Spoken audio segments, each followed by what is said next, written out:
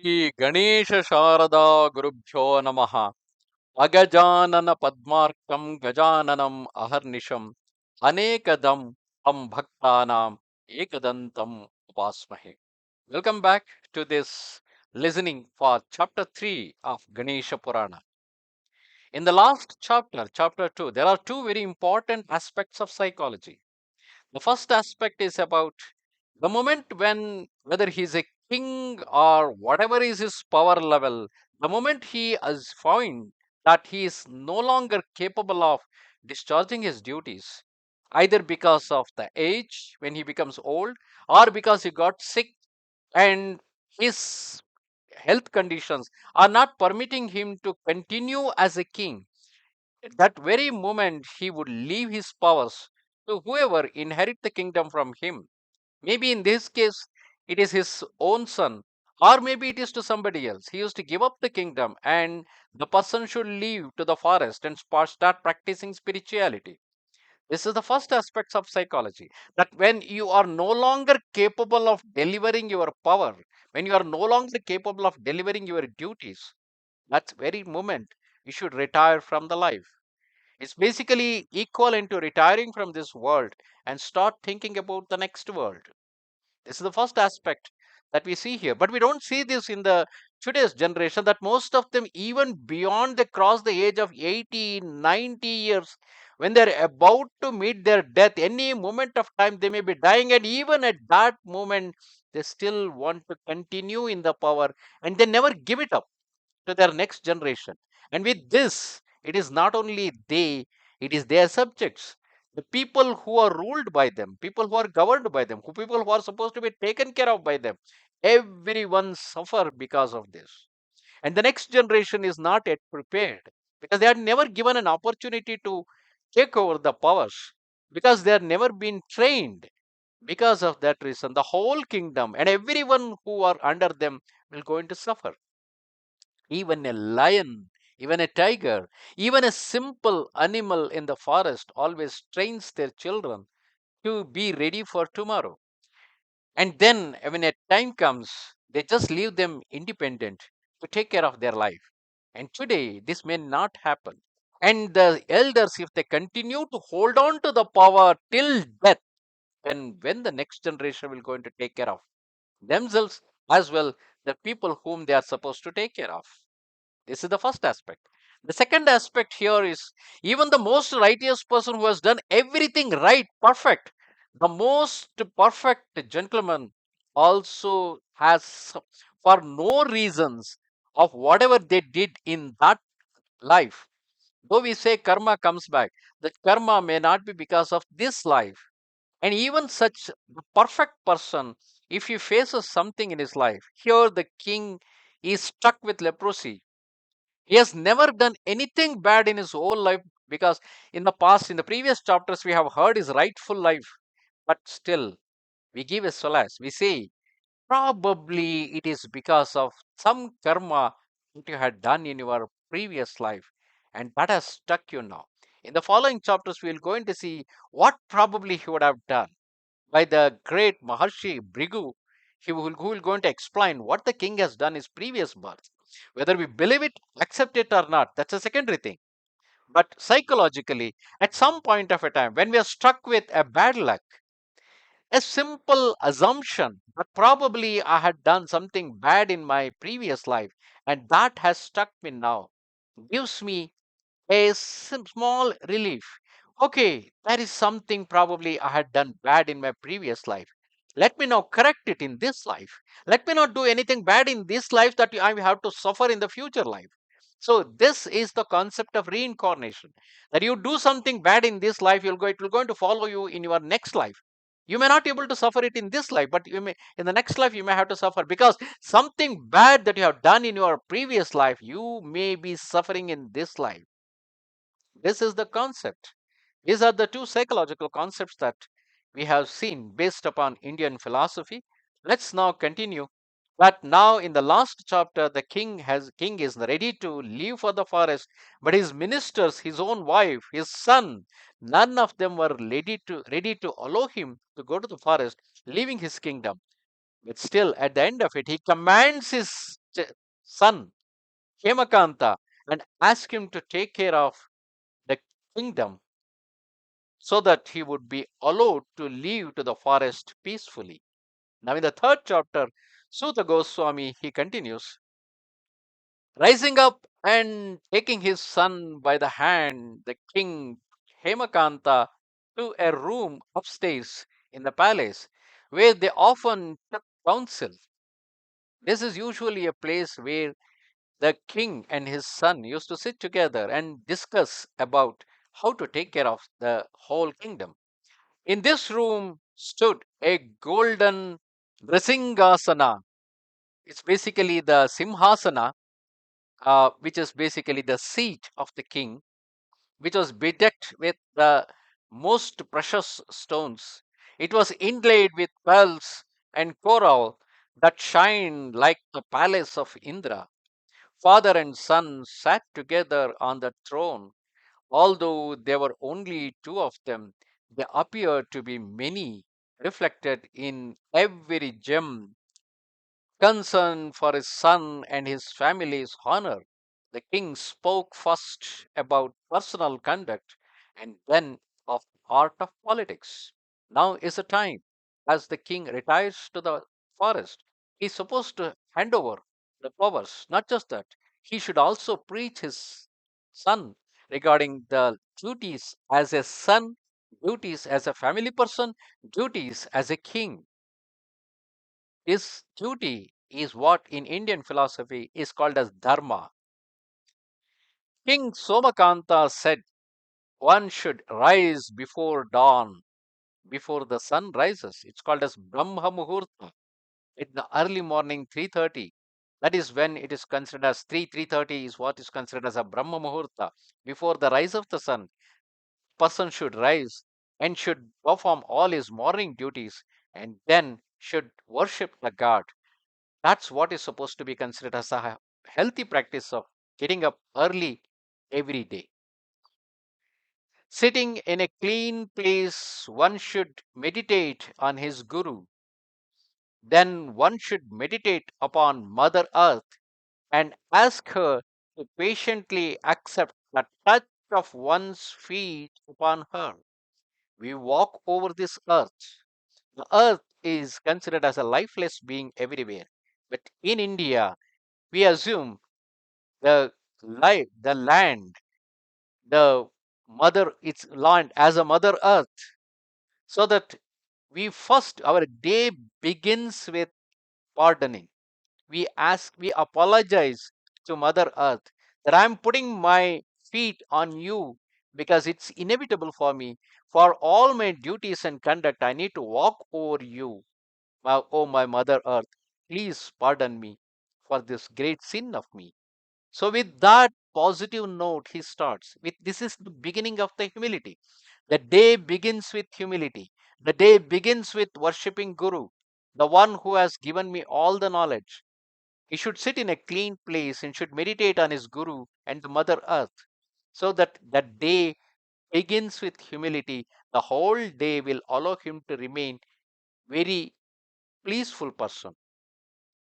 Having meditated upon the Supreme, one should first offer prostrations and recite the following prayers. At sunrise, I offer my humble prayers to Lord Gananatha. This Purana is also named after Ganesha.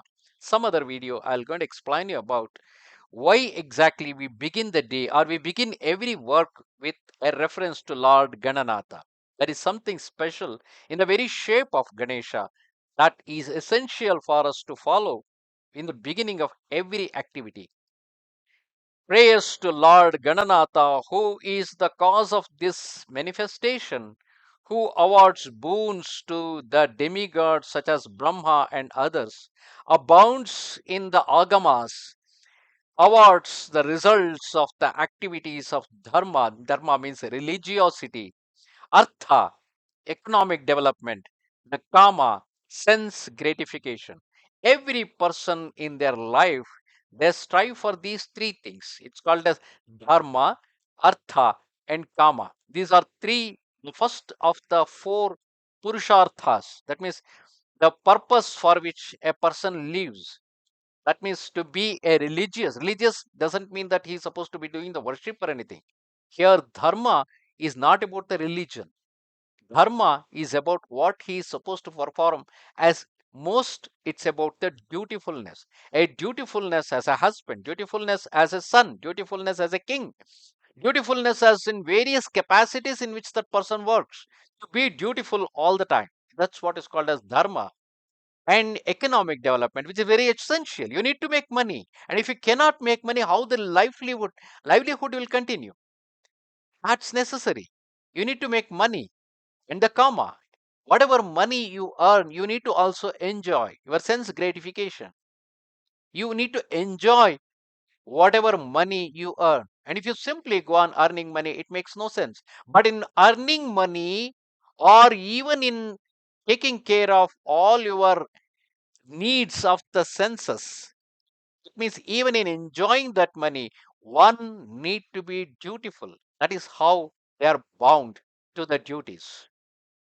So here he is asking Lord Gananatha that he is the one who helps us, who gives us awards the results of all our activities in making money or enjoying that money and doing both these kind of things in a most dutiful way.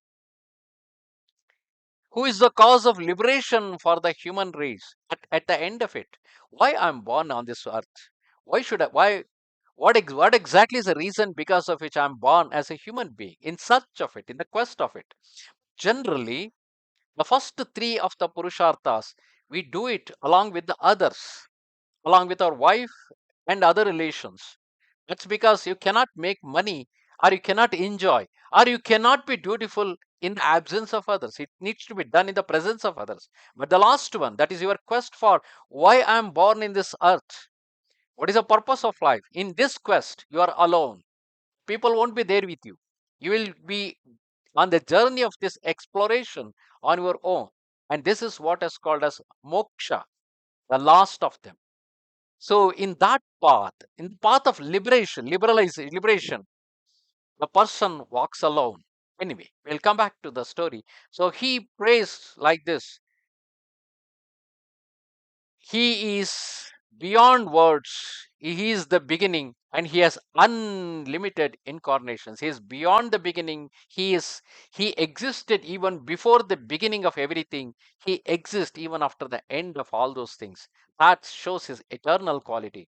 At sunrise, I offer my humble supplications to Lord Shiva, the husband of goddess Parvati, who carries the moon on his head, dresses in a tiger skin, who is pitiless towards mind born lust, all awards boons to Vishnu and Indra, who is loved by the demigods and perfected beings, carries the Damaru drum and the trident. That those are Damaru is the drum which he carries, with which he keeps making sound, and he carries a trident to ensure that the right people will be protected and the people who are doing wrong will going to be punished.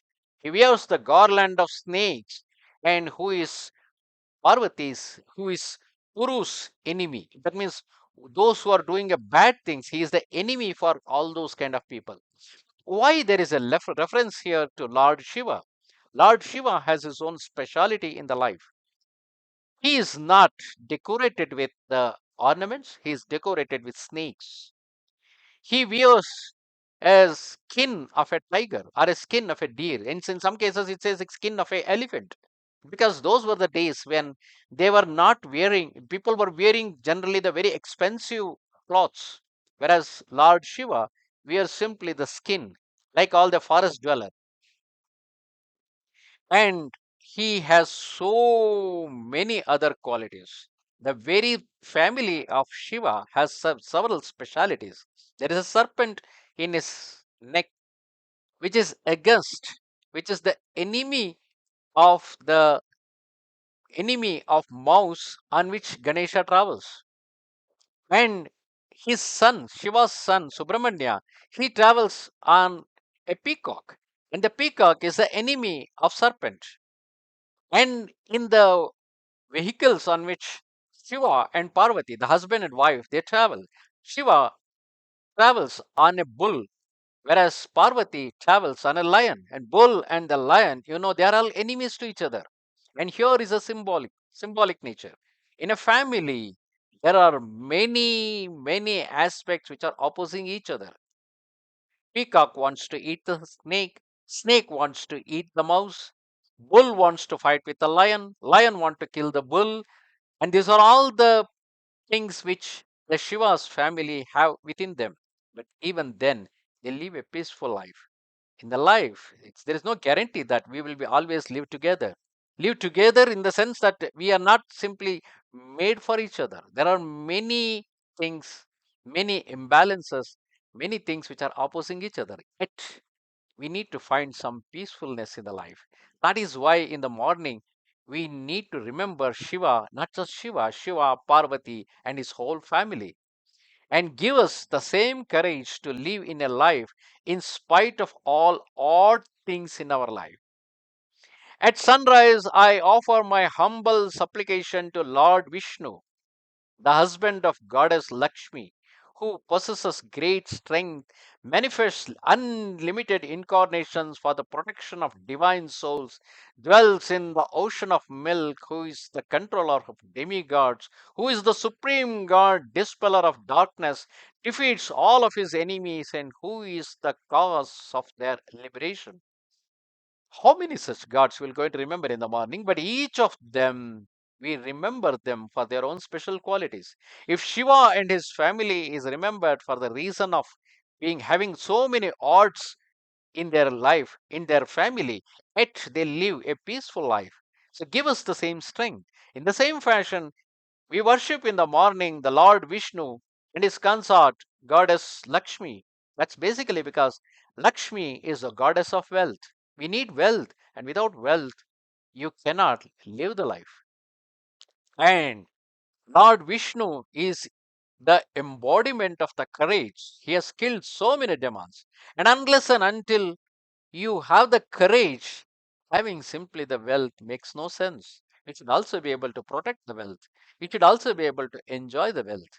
So, for each of them in Hinduism, in the in the so-called religion, it's basically not a religion. It's called as Hindu Dharma. Means it is a dutifulness as a Hindu, dutifulness as being an Indian.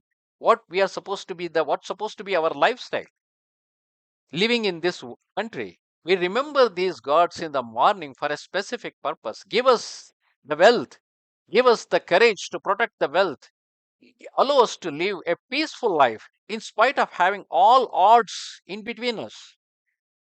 And with this, in a most dutiful way, I should be able to earn the money and I should also be able to enjoy that money. This is what one need to remember in the morning before starting any of the duties. At sunrise, I offer my humble supplication to Surya, Lord of light, who removes sin, removes darkness, who is praised by divine beings, who is the three Vedas expelled the enemies of the demigods, and who is the cause of spiritual knowledge. Maybe we may not able to understand every word of it. Think about a day that is beginning without a sun, especially in the Western countries where the darkness is longer, the day is longer, and the night is longer often, and the day is shorter. In the morning, when you wake up, if there is no sun, especially during the dark days of winter, you know the purpose of sun. People who live in the West, they go to the beaches to have a sun bath. They love the sun so much. He is the one who is responsible for all the living forms on this world. So let me salute to him for giving us an opportunity to live on this earth. And we are living on this earth as a living being because of sun. And let's prostrate before the Surya. At sunrise, I offer my humble supplication to Lord Goddess Parvati, who is also known as Sureshi, daughter of Himalayas. Parvati is called as Parvata, means the great mountain. Parvati itself is the word which stands for she is the son of, she is a daughter of Himalayas, who creates prosperity, saves those who are drowning in the ocean of material existence, possesses three eyes, who is the cause of the creation of matter, who expelled the enemies of the demigods, who is illusion personified, and who is praised by the great sages and demigods. But why we need to remember Goddess Parvati in the morning? Goddess Parvati's special reference with the name Parvati, she is the daughter of Himalayas. We are living in this country called as India. India can't be this much prosperous, can't be fertile, can't be so beautiful, can't be having all those seasons if there was no Himalayas. It is the Himalayas which was responsible for so much of fertility on this land. So every morning we remember Himalayas, and we remember Himalayas more in terms of his daughter Parvati. And there is another psychological aspect here. Normally, like all societies, Indian society is also patriarchal in nature. And when you are being patriarchal, you do have certain bad feelings, or you may not be having so much of respect for the women. So, for that, we remember Parvati in the morning, who had protected the whole world, all the demigods, including if you personify Vishnu, Shiva, everyone, all these people were once protected by Parvati. That means that is the power of women. Is it really so? Indeed, it is. Just look back at your family. Just look at who is the one who is protecting you, who is the one who prepares the food and takes care of the entire family. It's always the mother. It's always the mother of the family, the mother who gave birth to us, the mother who took care of us, who mother who was responsible for us to become a real human being. And it was the mother who taught us the first few lessons of our life. And in worshipping Goddess Parvati, we are referring back to our mother. After one has meditated on other demigods and sages in the same way and worshipped them in one's mind, one should pray to them for forbearance. Now, who are these demigods? I'll just give a small reference to it. We have an eye. Eye is a camera. Ear is just like a microphone that could hear. But what is that help us to hear? What is the power that help us to hear? What is the power that help us to see? What is the power that help us to smell? What is the power that help us to taste? We personify each of these. And each of these are at various capacities in each of us. We personify each of these capacities as why each of them are equivalent to those demigods.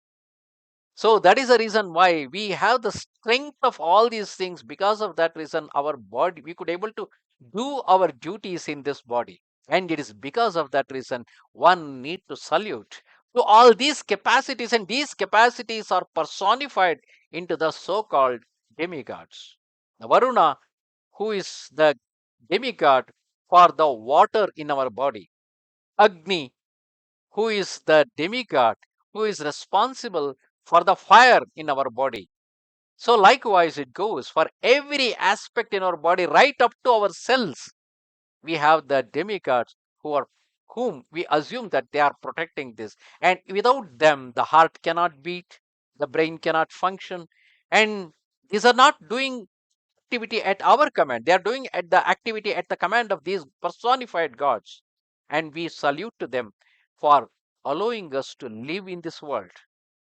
Then, taking a water pot, one should walk in a southwesterly direction from the village. After one has covered the ground with grass, which he should relieve himself with while facing the north or south. This particular part is basically about the morning cleansing and morning. It's about the morning cleansing activities and other thing. And some of the aspects which are explained here as part of the Ganesha Purana are no longer practiced in India, because today we do have a much more sophisticated ways of we have our own bathrooms, we have sophisticated our own rooms where we can give away all the urine, everything. So because of that urination or any of those kind of a thing, and so because of that reason, some of the aspects here told, these were applicable to those good old days when there were no separate, there may not be a separate sophisticated, because we have studied now through the archaeology, we have found that bathrooms and various other things were existed even 1,000 years back in Harappa and other areas in those civilizations. But whatever be the reason, let me just skip off those part which may not be relevant now. After sipping some water and taking a piece of wood from the milk or thorn tree, one should clean his teeth and tongue. And today we don't do this. We do consume water after brushing up our teeth. So we had today have a more sophisticated means. Some of the dharmas keep changing over a period of time, and one need not have to follow what is being followed by people 1,000 years back. Thus praying, O Lord Krishna, please give me strength, power, glory, energy, cows, intelligence, wisdom, and the knowledge of Brahman. Krishna, was he really a god? Many people could dispute it. In India, first Krishna is considered as a national hero. He was known for his intelligence. He was known for his politics. He was known for so many things in his life.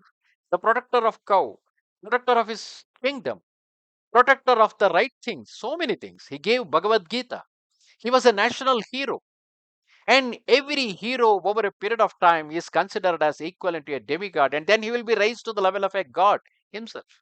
So, in that sense, we remember the national heroes, the Lord, who are now considered as a Lord Krishna and Lord Rama. One need to remember these great heroes so that it will instill the confidence in our life. Then, having taken one's bath in cool water, one should offer prayers and benedictions for his immediate family. This is the time. After we salute to all those things, all those personified demigods who helped us to live in this world, then one need to offer prayers and benedictions to his for his immediate family. He need to think about his immediate family, his wife, his children, his parents, or her parents, whatever it is, women or men. Think about your family, which has made your life so beautiful. Remember them once in the morning. One should then make an offering to the ancestors and demigods and practice the recitation of the Vedas. The forefathers, the ancestors, the generations to generations whose knowledge is still existing in our body. Maybe like Carl Jung has explained about the unconscious, the collected unconscious of all your forefathers that flow through the genes into your body. So be thankful to all those people who had done a good things in their life. So because of that reason, I could able to do good things in my life. And the recitation of Vedas, which give us the knowledge. Think about, then without the knowledge, you cannot perform the duty of the day. Finally, one should worship God and then offer food to the demigods, deities, and guests under the guidance of the Brahmins. One under the guidance of the Brahmins, one should also listen to the recitation of Puranas, give gifts in charity, and avoid criticizing others. Everything is some good deeds that we need to do in the morning. Here, when it says offer food to the demigods, where do the demigods? Do they come and eat? No. The demigods might come in the form of a simple animal. It could be your own dog at home. It could be your own cat or some other dog or cat roaming around. It could be anything, or it could be a bird. It could be anything which comes in the which considered as a demigod that comes to your house as a guest. So offer food to them. Offer food to the guests, and then under the guidance of Brahmins, recitation of Puranas, which are the source of the knowledge. Give gifts in charity, help others, avoid criticizing others. With loving words, energy, wealth, one should be very generous to the others, never hurt anyone's feelings, and engage in self praise. One should not engage in self praise. One should remain faithful and respectful towards one's guru who gives us the knowledge, nor be offensive towards the Vedas, which are the source of knowledge. Don't simply criticize, saying that what is there in the Vedas, but that don't simply criticize the knowledge, accept the greatness of the knowledge. because it is that knowledge which is helping us to live a peaceful life today. One should not engage in hearsay or associate immediately with non spiritual people. Some people simply come and talk about certain nonsense, certain negative aspects. Don't listen to them. And don't associate intimately with the people who are always keep doing bad things to the society or bad things to the others. One should not eat unclean food like meat, fish, or eggs. That talks about cleanliness of the food that you are supposed to eat. And have sexual relations with a married woman. One need to have a sexual relation only with one's own wife, not somebody's. It's considered as a great sin. Not just a great sin in the sense that doesn't mean that you should not be practicing having love with somebody else. It is not about simply practicing love with somebody else. We are here specifically, they are talking about having a sexual relation with a married woman. A married woman may be having her own children. And if you have sexual relations with her, what will be the future? What their children will going to think? And will it not lead to a situation wherein her children will start thinking bad about their mother? And will they not grow into be a bad people in the whole society? Ultimately, in every aspect, people were looking at how this society can be made good. So, in that connection, they used to put a restriction. One should not neglect one's partner. Children will grow healthy not by nutritious food. Children's life will be healthy when their parents, the father and mother, are in fond of each other. They both are having a loving relation. If the father is having relation with some other woman and mother is having relation with some other man, it is their personal life. But what will going to be the life of their children? Especially if they are too young and they cannot understand the love life of their parents, they'll get disgusted. And it is such disgusted people who turned out to be the bad elements in the society. So one who is having the children, if for the sake of the society, they need to ensure a unity, they need to ensure a peacefulness in their personal family, to ensure that the children to whom they are given birth, it is their duty to make sure that these children will never going to be the bad elements in the society. Instead, they are going to be the great contributor to the society. One should always respect and act dutifully towards one's mother and father. Taking care of your parents who are now old, not able to make their own living, not able to earn their life, and not just about making a earning or making money. They are not even able to take care of their daily needs.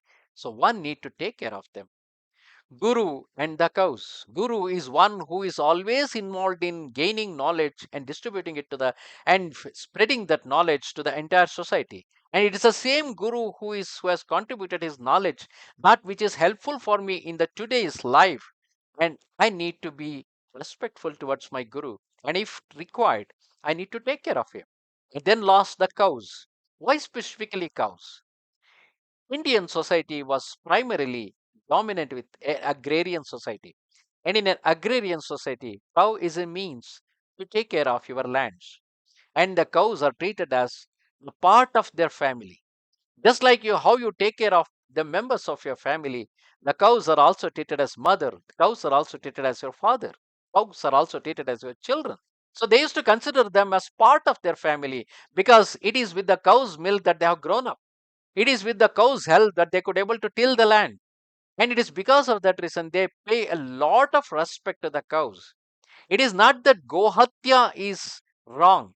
It is Hatya. Killing of your family member is cannot killing of a family member cannot be accepted.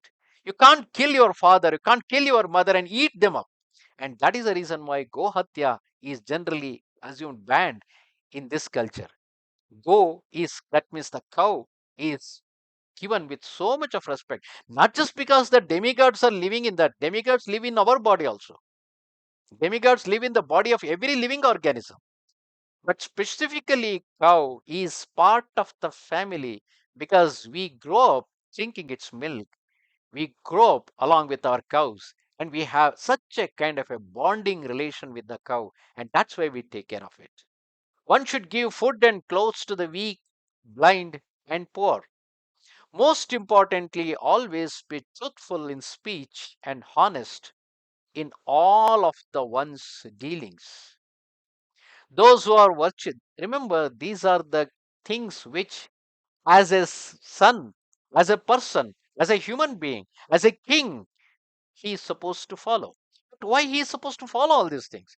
Because generally the subjects, people who live in that kingdom, the ministers and all these people will follow the king.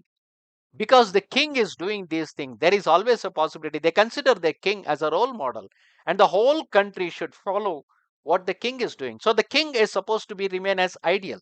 That's what remains in Ramarajya. Rama was such an ideal king, and if you read the entire story of Ramayana, throughout he was so struggling to ensure to be the rightful, because his subjects would follow him. All his all the people in his kingdom, they are supposed to follow the king. They need to consider king as a role model. So Rama, throughout the Ramayana, he struggles to be one such kind of a role model. Let's come back to our story, where Somakantha is explaining how one should be dutiful and what all the things one should perform in the morning to his son Hemakantha. Those who are virtuous enjoy the king's favor, but those who are not are to be punished according to the Shastras. The king is also a judge. He should take care of the good people, and those who are not following some of the rules and regulations, they are supposed to be punished, but only after consulting with those learned in politics and the law. King cannot simply deliver the punishment. He should do it only after consulting with those who learned in politics, who know about the politics and who know about the law. One should not trust those who do not inspire goodness.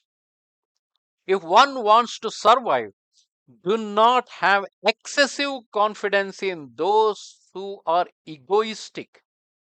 Especially, do not rely on those who are arrogant and violent. By ruling the kingdom through the principles of dharma, one should create prosperity for all. Give in charity according to one's capacity, not just because you want to be a good person. Don't simply go on giving everything that you are having. One should do the charity according to one's capacity. Otherwise, you'll become weak minded. When there is confusion, always choose the right path. He should always be represented honestly through ambassadors and be of the handsome appearance. The king alone, he is explaining the dharma of a king. The king alone shall dole out punishment. Only through fear of punishment do ordinary people adhere to their own duties. Otherwise, how would they discern the difference between right and the wrong? In praise and blame, one should remain equal minded. That means if someone praises you, or if someone blames you, have an equal mind in both of them. Check yourself why they are blaming. And if they are praising it, don't give away yourself. Think about it. If in the past one has injured another and has lost his riches, yet now comes for refuge, he should always be afforded it.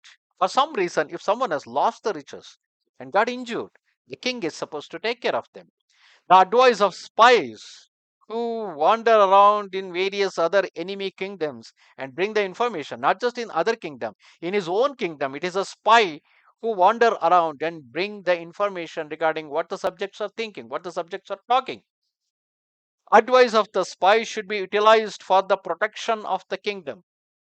Having subdued the six enemies of the soul, first he has to conquer over the six enemies which is within him, such as the lust.